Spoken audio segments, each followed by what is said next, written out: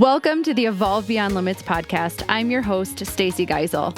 This podcast is dedicated to helping you create a life that sets your soul on fire. I believe that is truly possible for everybody, but you have to be willing to do a few things. You have to be willing to let go of your past conditioning. You have to be willing to break free from societal norms. And you have to be willing to get really curious about your life and how you can start to look at it differently. Each week, we will hear stories from people who have done exactly this. People who chose to disrupt the life path they were on, go against the grain, and share the lessons and perspective shifts they had to make along the way. Every episode is committed to not only inspiring you and connecting you with other amazing humans, but actually giving you the tools you need to use this information in your own life so that you continue to evolve and reconnect with your highest self. Are you ready? Let's have some fun. Welcome to this week's solo episode of the Evolve Beyond Limits podcast.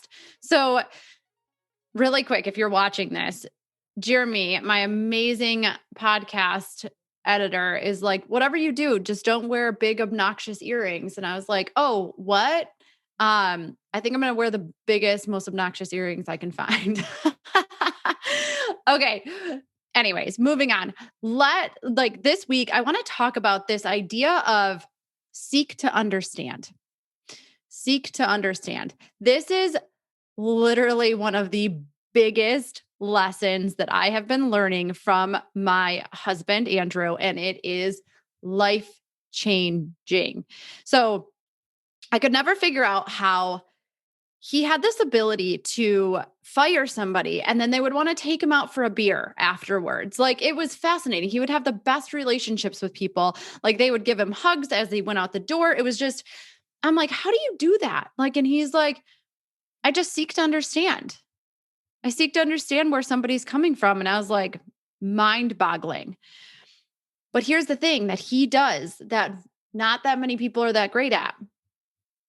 Most people don't ask enough questions. They get a small amount of information and then they write their own story. We tend to make a shit ton of assumptions in life. And we have all done this. We've all done this. Think about when you're going to have a conversation with somebody, and specifically, let's talk about a hard conversation. What do? We make up about 10 different scenarios in our head about the way that conversation is going to go. And then guess what?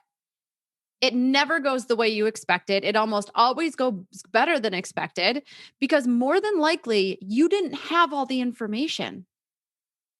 This is exactly what happens when our immediate reaction is to make assumptions and take everything so freaking personal. The reality is very few things have anything to do with you. And it has a lot more to do with the inner turmoil that's going on within someone else. But in these situations, we never think to ask that person if they're okay because we're so busy making it about us, making it about ourselves. Taking things personally and making assumptions is actually one of the most selfish things that you can do, and not selfish in the way that I like to talk about. This is your way of believing that the world revolves around you. And I hate to break it to you, but it doesn't. Understand, I'm saying this with so much love, but the world doesn't revolve around your expectations of how things should go. So today I want you to think about this. How can you release taking things personal and not assuming?